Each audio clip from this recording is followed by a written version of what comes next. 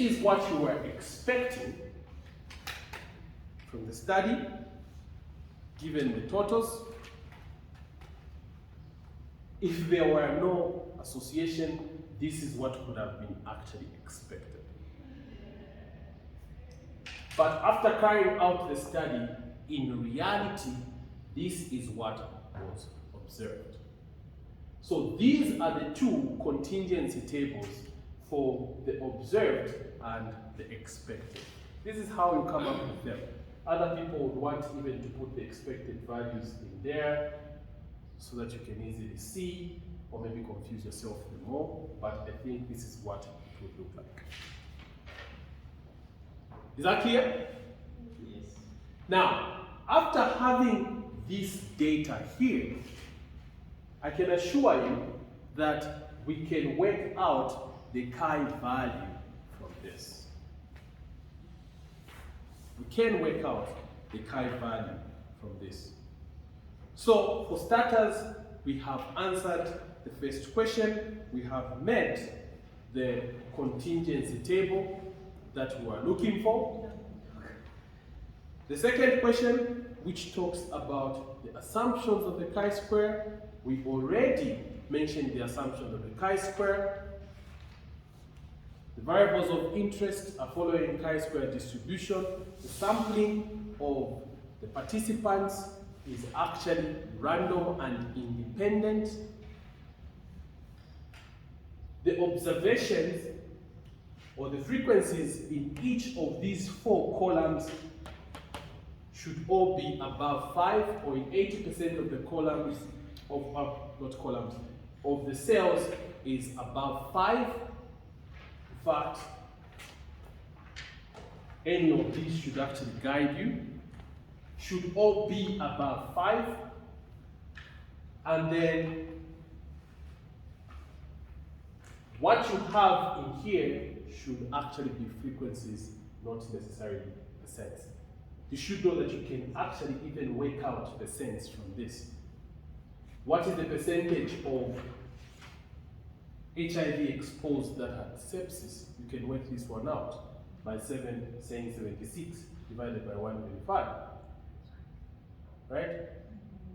HIV exposed, yes, that had sepsis, 76 over 124. This can give you a value for the percent there, and then this being 100%, you can actually put this divided by that again to give you the percent there, or just subtract the percent in there from 100 and it will give you the percentage in there. Which you will come to see when you come to analyze the data in Stata, that when you write your command, where you're saying that when you tabulate sepsis by HIV status, then you say chi2 rows or columns to give you the percents as well. I should come and show you this, but I think I showed you even the last time how this plays out, but we'll show later on how this plays out in Stata itself. This is basically what you have for data.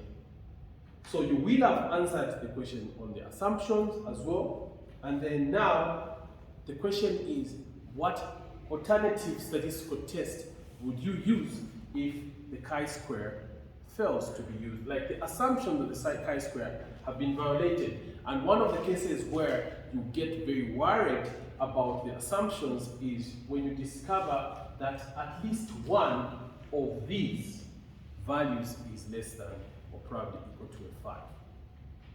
You get worried. What alternative test do you use?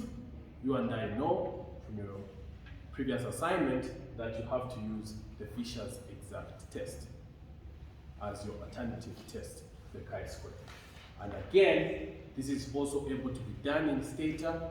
You can calculate the chi value, and you also calculate the value using the Fisher's exact by just putting an E in the command, and it will give you the p value from the Fisher's exact test. So this is what you have so far.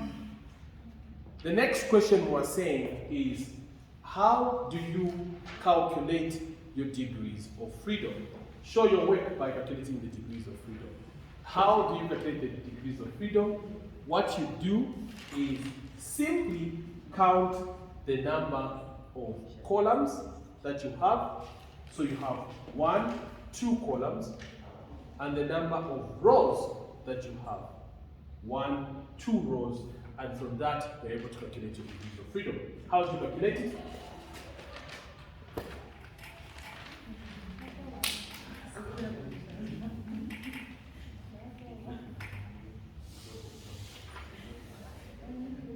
It's actually going to be given by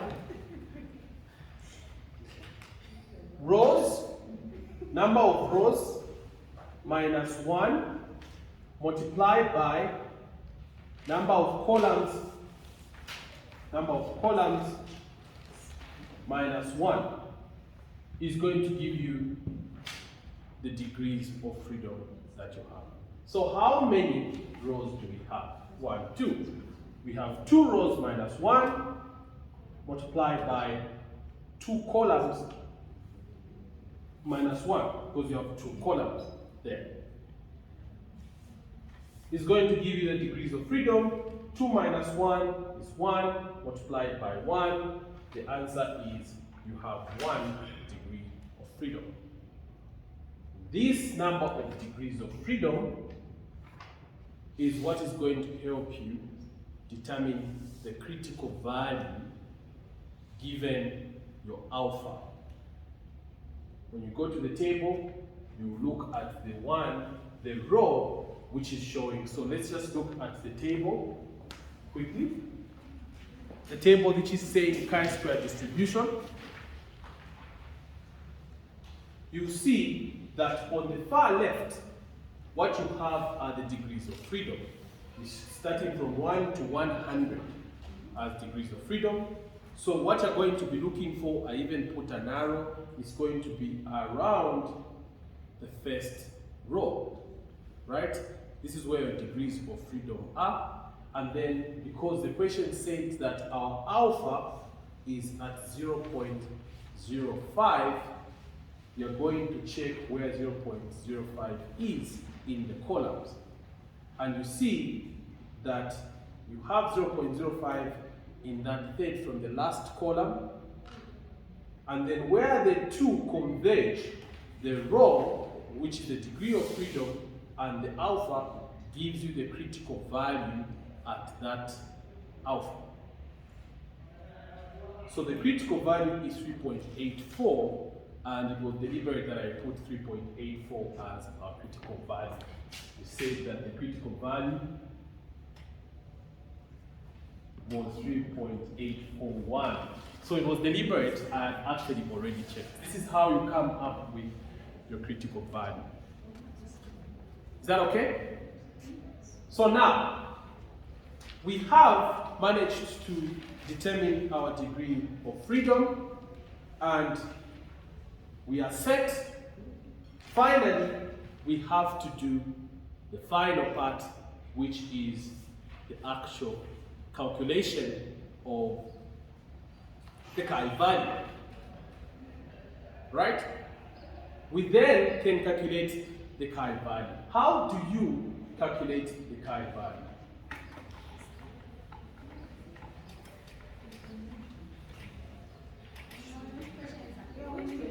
The last question. Given the critical value,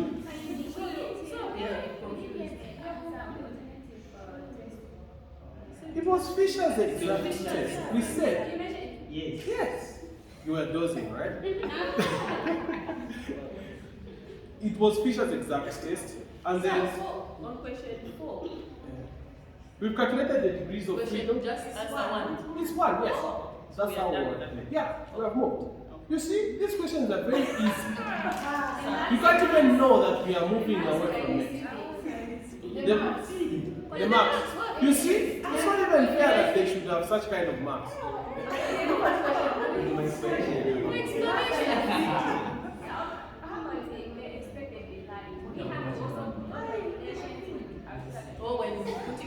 Yes. No, ideally you need to work that one out.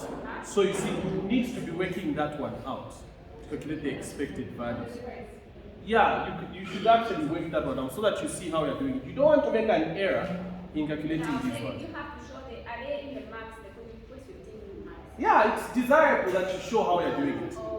Yeah. So when you put that formula, then you calculate for Yes, exactly. You put that formula, then you calculate for the first one, the second one, and things like that. But just be sure that you're doing the correct thing. If you make an error in calculating these, you discover that you actually struggle with all your calculations. They will not be adding up to the correct value. For example, if you add this plus this, it should give you that.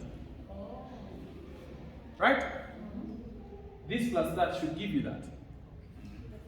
This plus that gives you that, this plus that gives you that. So if you just discover at a point that when you add any of these, it doesn't give you that one which is there, know you have made an error. Somewhere. Is that okay?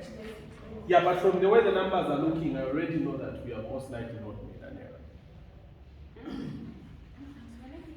The way they are looking, there is 0.3 and 0.7 there, 0.7. You know what I mean? This is going to make a whole number, so most likely, given the actual calculations that were done,